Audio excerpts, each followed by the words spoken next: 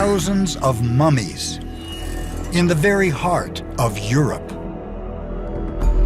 Monks, doctors, soldiers, and even dead, yet resisting death's inevitable decay in the catacombs of Italy's Catholic churches.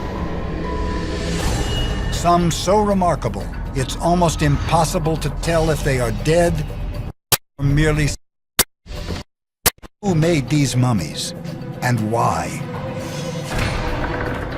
Now, the churches are permitting scientists to study these remarkable relics. Explorer goes inside the scientific expedition into 400-year-old flesh to uncover the secrets behind the mummy masterpieces.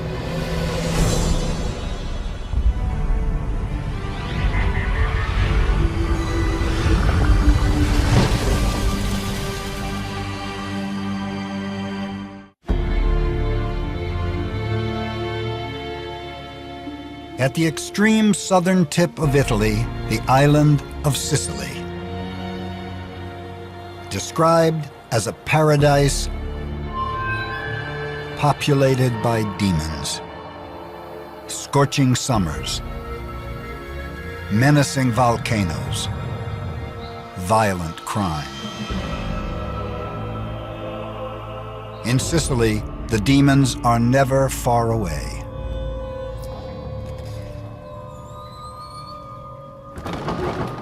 Within Sicily's churches, there's a dark secret.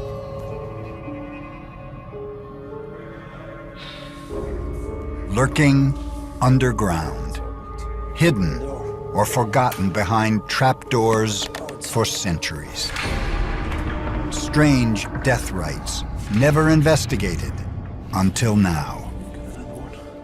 Scientists Dario Piombino Mascali and Albert Zink are descending into this realm of the dead.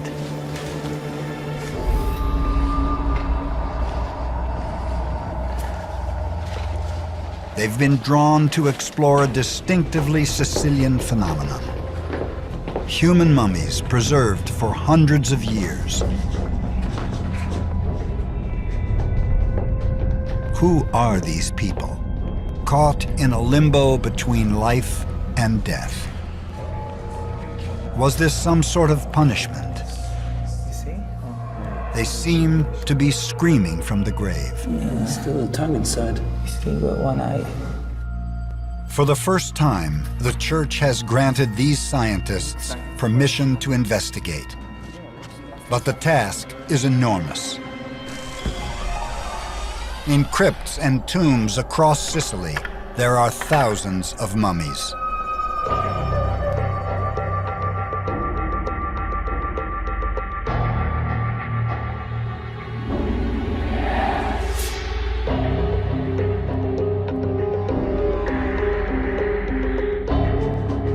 Experts suspect the first to be mummified was this monk, Father Silvestro, who died in 1599.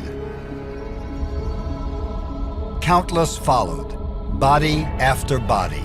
Over the centuries, mummification develops into an art.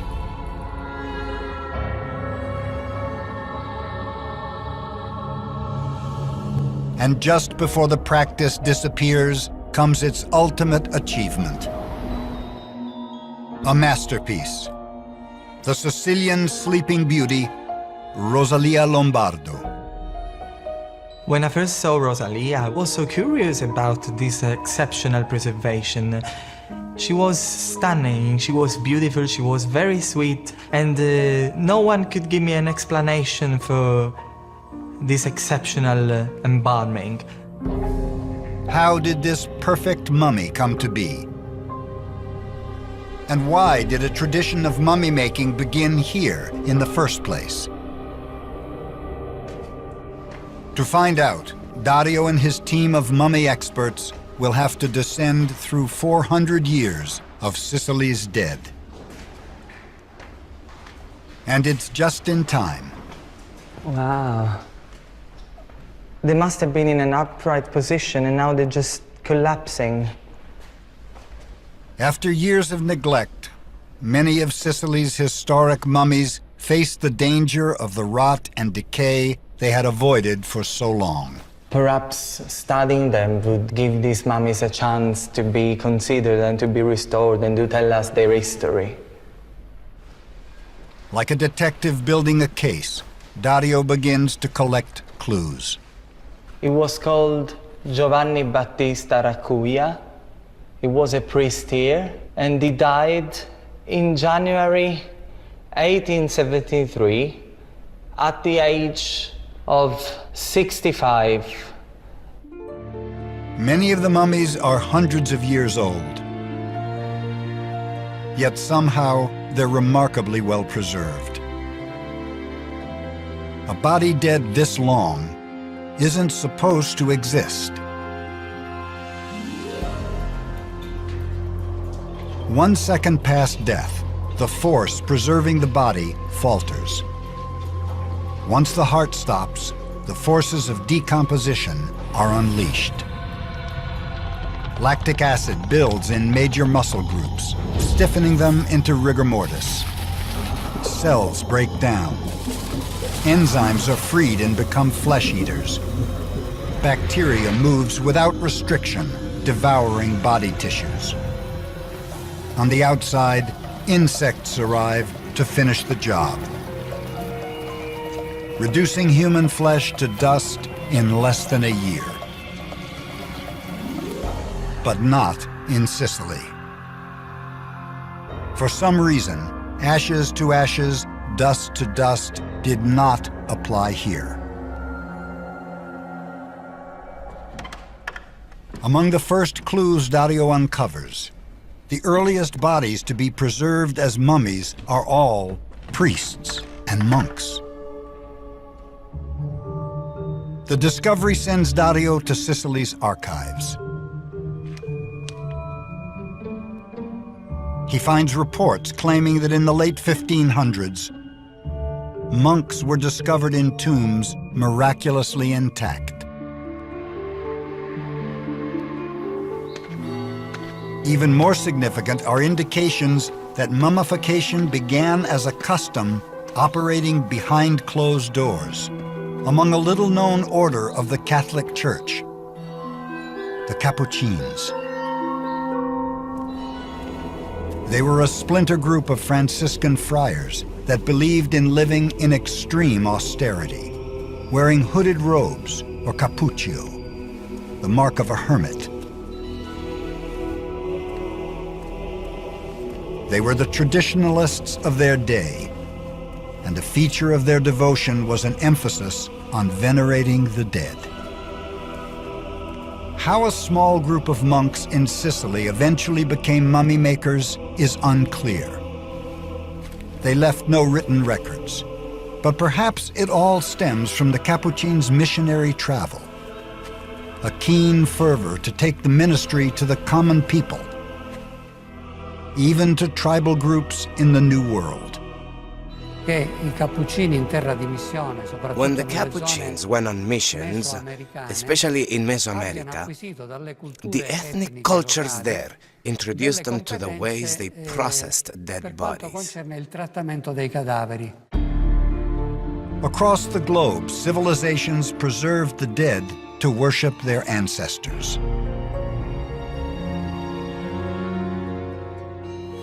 The Chinchorro in South America practiced mummification over 7,000 years ago. Later on, the Egyptians perfected the art.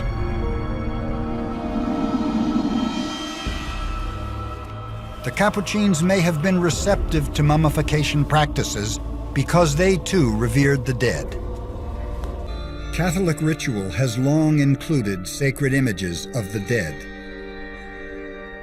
And there may have been another factor, the Bible itself. In the to John, it says, Nicodemus came, bringing a mixture of myrrh and aloes which weighed about 100 pounds. They took Jesus' body and, in accordance with Jewish burial custom, bound it up in wrappings of cloth with perfumed oils. Perhaps the final anointing of Jesus was inspiration for the Capuchins to preserve their own brethren after death. Whatever the motives, the monks probably didn't start out with the technical means for mummification.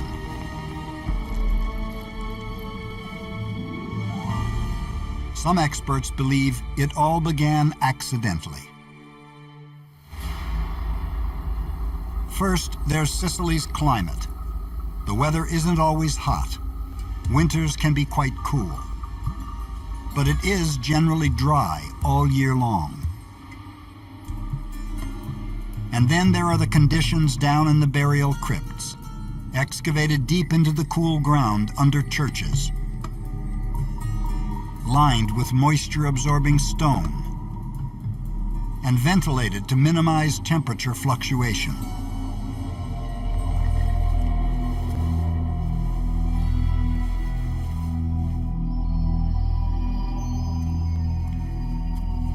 A dead monk entombed within these places would have been naturally subjected to just the right conditions. 3 months to a year, and the result could be a mummy.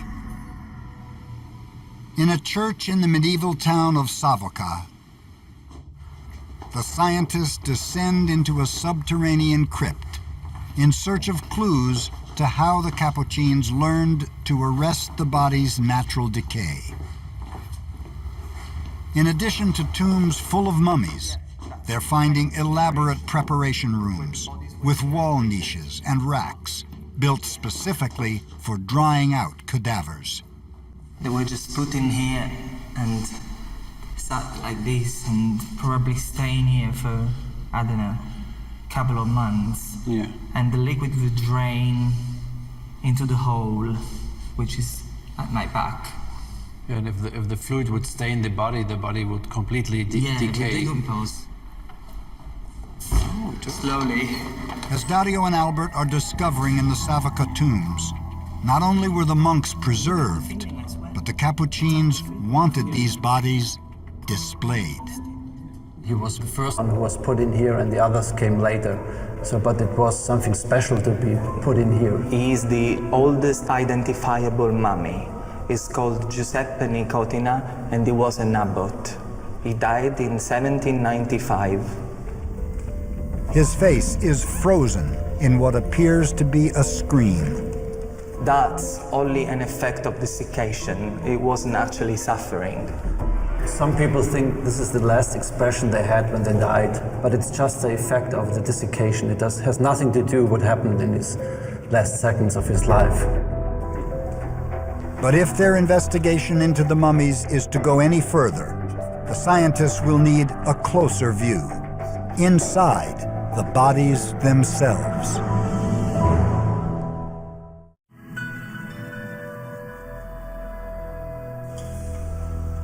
In the tiny hilltop village of Piraino, Sicily, inside the town church, beneath the altar where Mass is held every Sunday, is a crypt containing 26 mummies. They've been here for hundreds of years.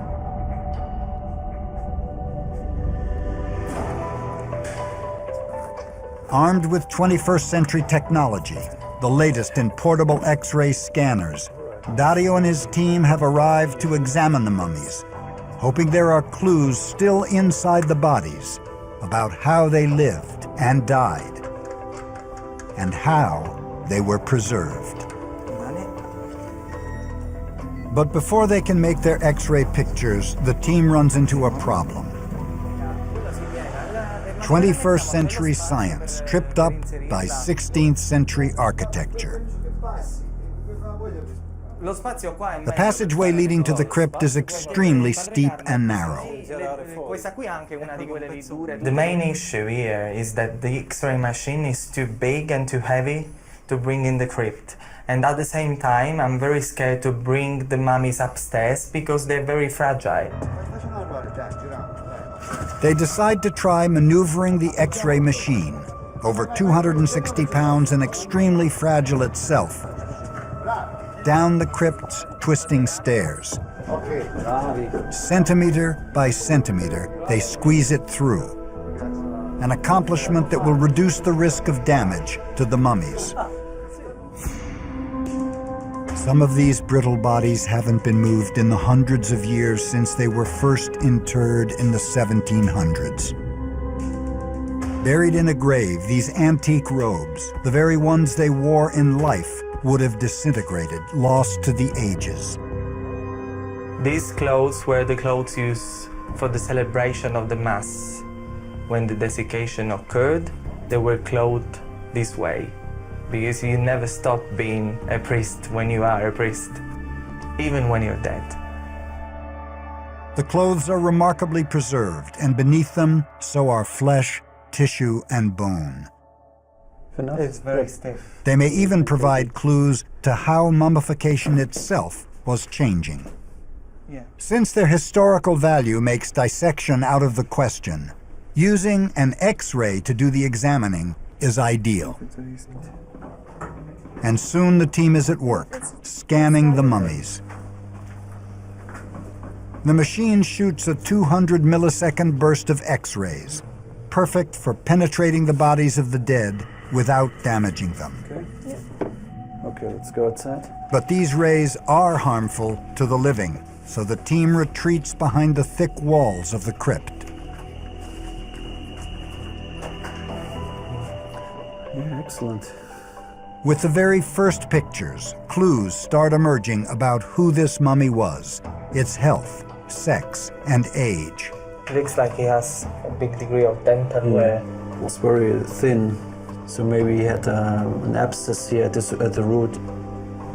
Yeah, here we have some arthritis of the cervical spine. Within the mummy are the bones of an old man, someone who lived a surprisingly long life for the times, well into his 50s or longer.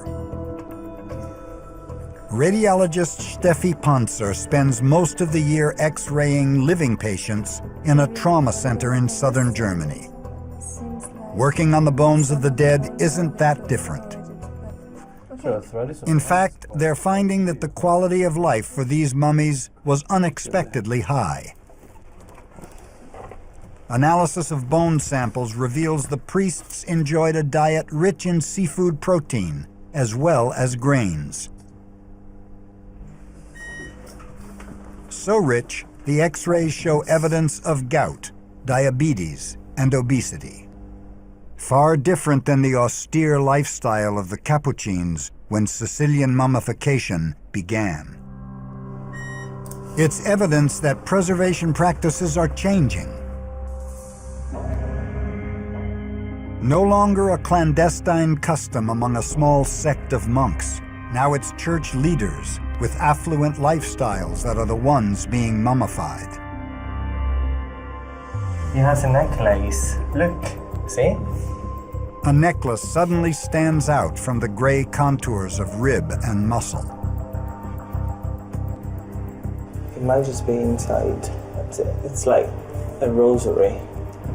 Like an Egyptian mummy adorned with an amulet, many of these priests were dressed for the journey into the hereafter with the rosary beads they held so close in life. The mummy suggests that by the early 1800s, mummification in Sicily was expanding. Yet they don't appear to be preserved any differently than the older natural mummies the scientists have seen. They aren't helping the team understand how a mummy of the quality of Rosalia eventually emerged. But in a church in the nearby town of Savoca, the trail gets hot again. Among the 25 mummies they've discovered here, one is quite different. He wasn't a monk, nor was he a priest. He's dressed in the garments of a 19th century nobleman. And this mummy was no accident. I thought all the mummies were just naturally mummified and just maybe with a little help from inside, but this was really like an autopsy. It was very surprising. What we have here is a case of embalming. This individual was subjected not only to a complete craniotomy and removal of the brain, but also to an incision starting from the neck and going down to the pelvic region. We can also see how the cavity was completely filled with vegetal material.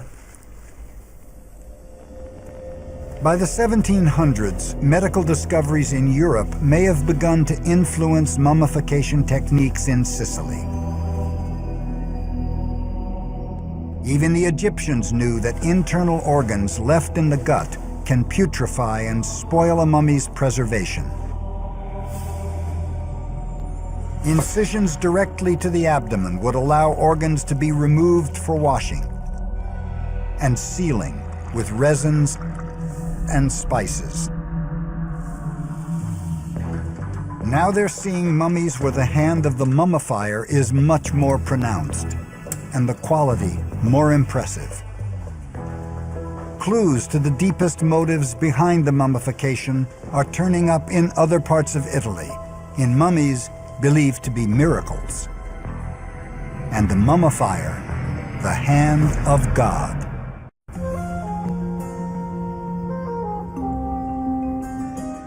In churches throughout Italy, one can find collections of relics, bone, hair, fingernails, and fabric culled from the bodies of saints. Despite death, dismemberment, and dispersal, these odds and ends are considered holy. But when the body of an ancient saint is found entirely intact, it's considered a miraculous sign of the divine. Of all Italy's mummies, the most revered are 100 or so known as the Incorruptibles. Nearly 600 years after her death, the corpse of Saint Catherine of Bologna somehow resists decay. It's drawing the probing eye of pathologist and investigator for the Vatican, Ezio Fulcheri. He's using science to judge cases of miracle mummification across Italy. We found that the bodies of some saints have been artificially mummified. The Church is not opposed to these studies because they seek the truth. The challenge is stay firmly anchored to scientific principles. Fulcheri and his team are in the midst of a couple of cases, examining some of the Church's most sacred mummies. This is the body of the Blessed Giovanni Guerulli, a priest born 8 centuries ago, but whose corpse is remarkably intact. Fulcheri wants to know if the preservation is miraculous or was helped along on its way by human hands. Of course, undertaking a full forensic exam on the body of a saint is no simple checkup. It begins by breaking church seals that have secured the body for hundreds of years. Each study is always a new experience, because it is like having a dialogue with a saint. It is their actual presence. It is the actual testimony of their life, which is revealed to us after many centuries. On a number of fact-finding investigations, Fulcheri has unwrapped a so-called incorruptible, only to see direct human intervention in the form of deep incisions, rough stitching, and a body packed with stuffing. Hello? Today, Fulcheri is resorting to high-tech imaging tools to peer inside the body of the Guerulli mummy. The body, joint. While the body's exterior shows no signs of tampering, perhaps the evidence lies within, just waiting for a trained eye. In fact, what they see is a shock. The mummy's bones are riddled with fractures. How many fractures? Oh, I think they are a lot. I didn't count all the rib fractures. You see there are multiple displaced. You can see femur fractures. None of the fractures bear the telltale marks of healing, so these breaks must have occurred after death. But they don't suggest artificial preservation by themselves.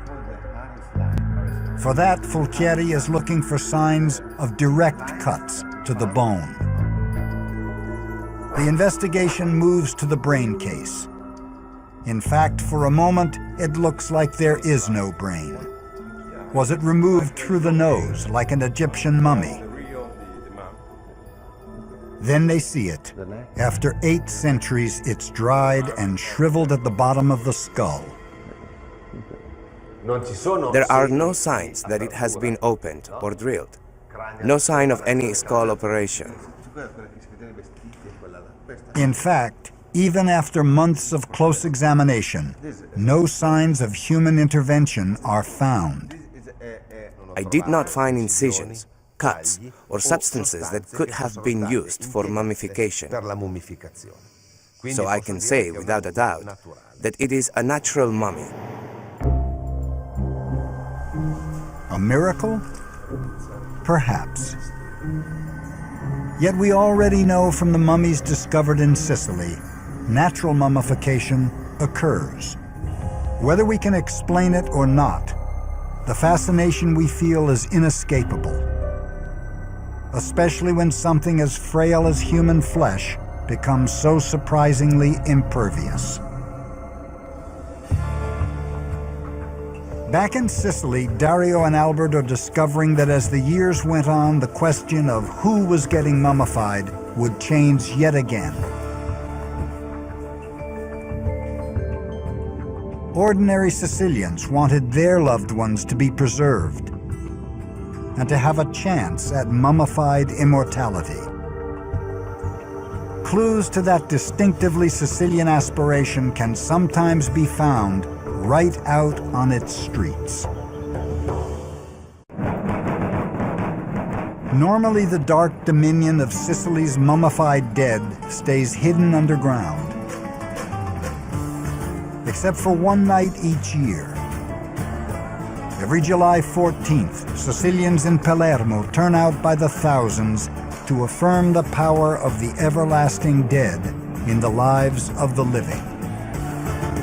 For 400 years, Santa Rosalia, the patron saint of Palermo, has been worshipped. As the legend goes, the remains of her corpse miraculously saved the city from a terrible plague. The devotion continues, lavished over a gilded box holding the few bones left of her body. That is part of the Sicilian culture. There is a strong relationship between the living and the dead, and this is celebrated during the year. For the faithful in Sicily, death is by no means an end. Deep below the streets of Palermo is a crypt like no other.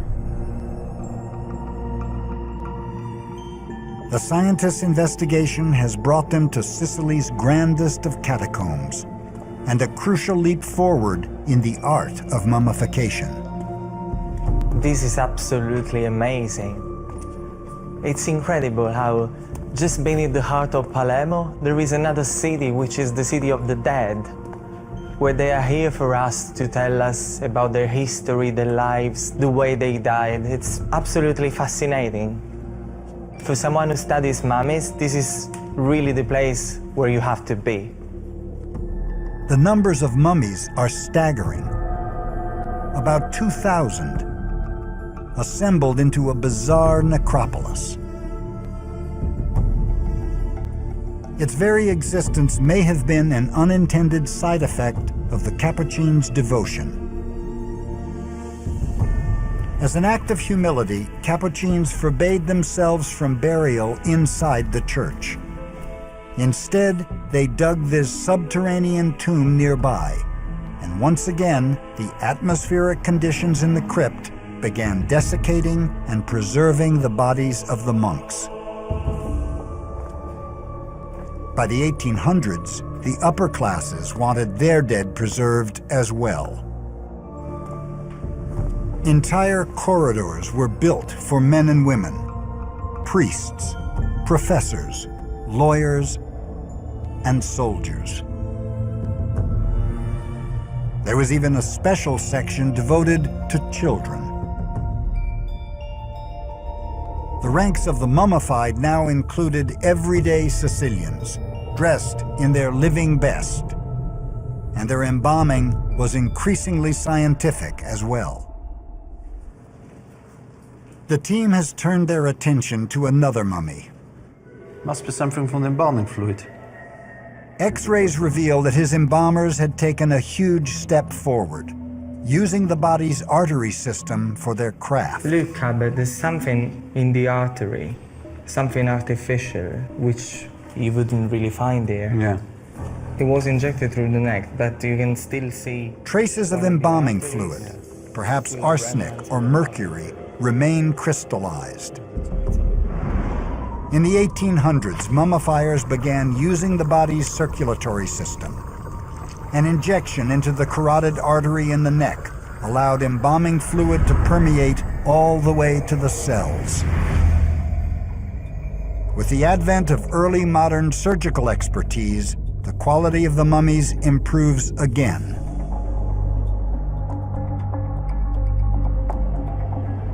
The skin is softer, the body less gaunt. Even facial and scalp hair is retained. As much as we've seen Sicilian mummy-making advance, from special drying rooms used by the monks to bodily incisions and injections by early surgeons, the art would go even further, to the work of a mysterious chemist at the start of the 20th century, the Sicilian Sleeping Beauty, 2-year-old Rosalia Lombardo. She is a case apart, lying flawlessly preserved in her glass-topped coffin for the past 80-some years. Rosalia Lombardo represents a special mystery in what we might call this garden of death. She's a child, and childhood is an unusual time to die. But she's also a child who looks like a doll or an angel. She's one of the best preserved mummies that I've ever seen. Now understand, we can only see certain parts of her body. If the rest of her body is preserved as well as the parts that we can see, it's probably one of the most perfect effects of embalming that we've ever had the chance to see. So perfect is this mummy, some have wondered if her corpse was substituted long ago with a lifelike doll. 1, 2, 3. The mystery compels the scientists to fill in the answers that for so long have gone missing. Yet nothing prepares them for their first close-up view, especially Rosalia's eyes, so unlike all the wide-eyed mummies in the crypts. And I think when the lids are a little bit open like this, it just gives you an impression that there's an eye. Yeah. To give the impression that she's only sleeping. Yeah. She looks great though. I just love her. She's my favorite mummy ever. I know this. But is there a real child beneath the glass? If they're going to find out, they'll have to try to make X-rays right through the coffin.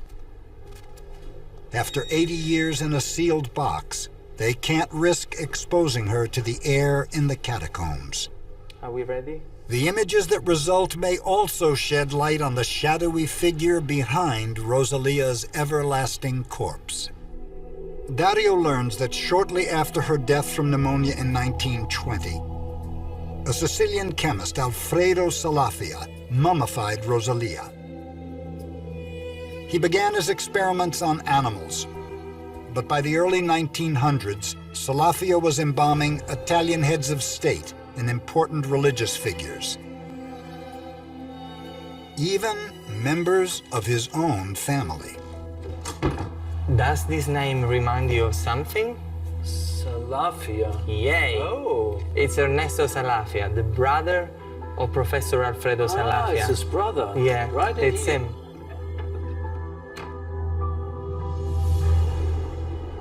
His reputation as an embalmer would soon extend far beyond Sicily. In 1910, Salafia traveled to America and found an audience eager for his expertise. Newspaper notices document Salafia performing demonstrations for prominent doctors and undertakers. He was basically one of the first ones who made embalming more scientific. Americans already had a 60-year history with chemical embalming, advanced by the Civil War.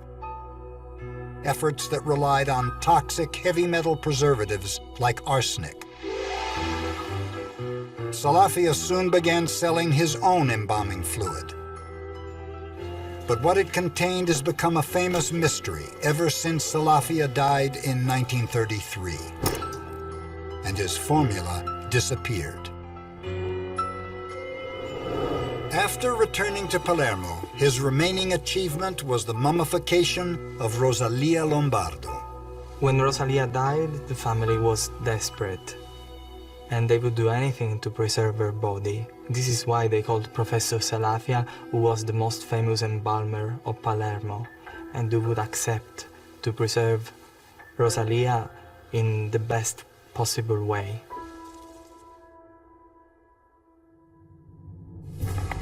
Now, nearly a century later, scientists are set to X-ray Rosalia and clear up years of rumor and legend.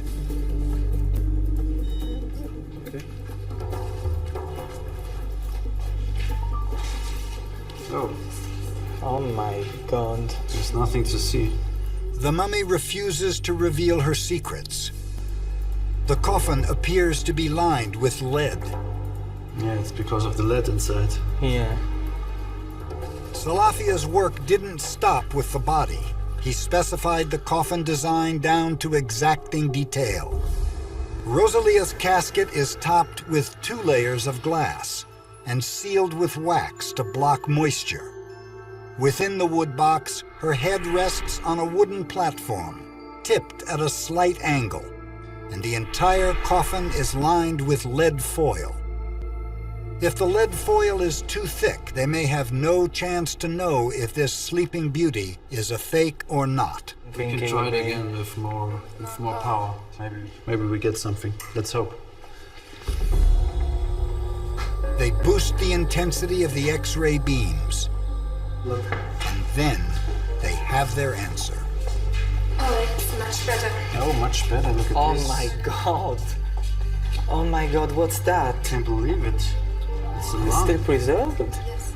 And you see here the right and the left arm. And the skull. It's also the brain is preserved. Oh my God, it's completely preserved. All her organs, her brain and tissues are intact. You can see the She is real. I know Salafia wouldn't disappoint me. Oh, sure. Her preservation, all Salafia's formula. To discover Salafia's secrets, Dario returns to the archives. I wanted to find actual documents on this, on the whole story. I think that was the right thing to do for both Salafia and Rosalia. So I just had the feeling I had to solve this. Now there's been a breakthrough, one that will finally reveal Salafia's fabled formula. And a one-of-a-kind opportunity to see his groundbreaking method put into practice. The investigation into Sicily's 400-year history of mummification has led to this door. Hello. Ciao, salve. In searching for the final piece of the puzzle explaining the Rosalia mummy, the scientists have finally located a distant relative of Salafia Rosalia's mysterious embalmer. A great niece of Salafia's second wife, Anna Filippone has a trove of family papers.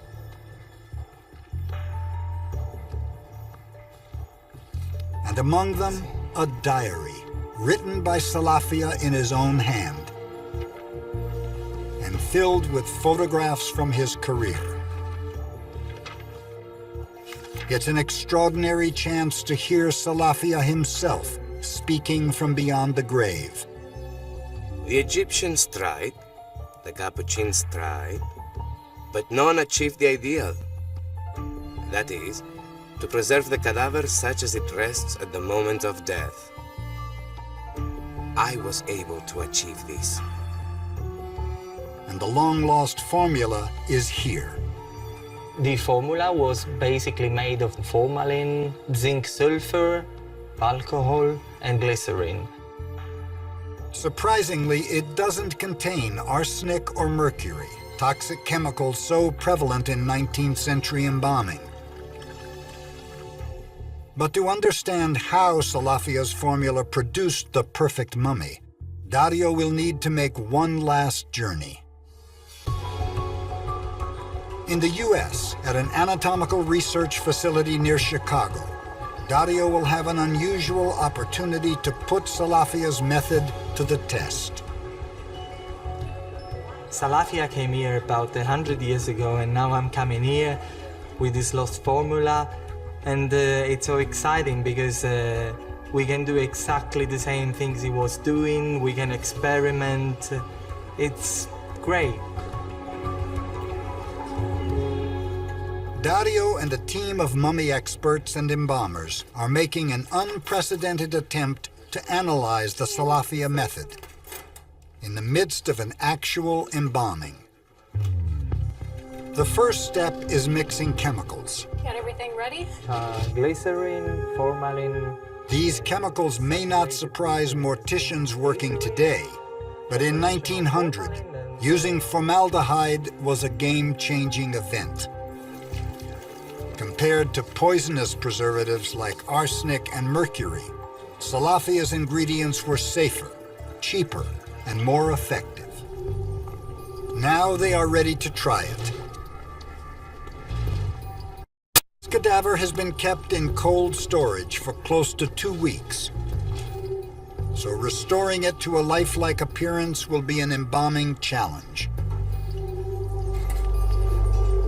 A machine is used to pump fluids under pressure into the body's vascular system of arteries and veins.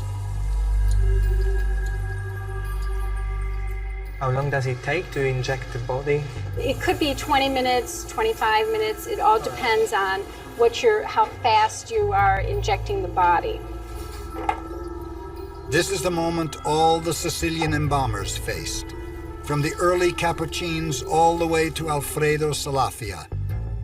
They wanted to put the forces of death on hold, preserving a lifelike appearance. The team is looking for signs the recipe is working. Well, it looks like we may be seeing a little bit over here.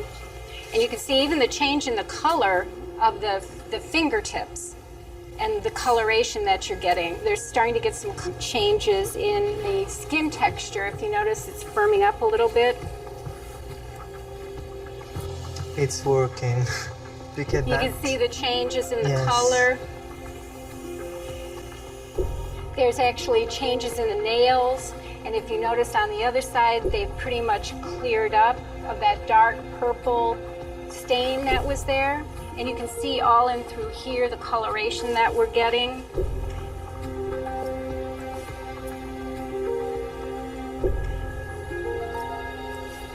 It took less than 20 minutes and 3 gallons of embalming fluid to transform a cadaver into a loved one for a family to see. My role is to give them a sense of peace through this last opportunity they have to see their loved one. And I think that's really what he achieved it. We know that he achieved it. We have the proof that he achieved that. And I think that that's really the best work that we could ever hope to have within our embalming careers. The embalming of Rosalia Lombardo would mark the high point and nearly the end of mummy making in Sicily. Eventually, the practice ceased, and the Capuchins no longer accepted the dead for display. Today, a handful of monks cloistered above the crypts continue to maintain the catacombs and their historic residence.